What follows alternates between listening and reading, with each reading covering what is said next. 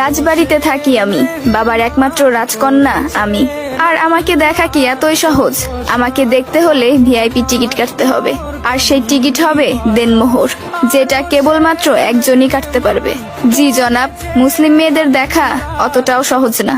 তুমি সচ্চা মুসলমান, ইমান তোমার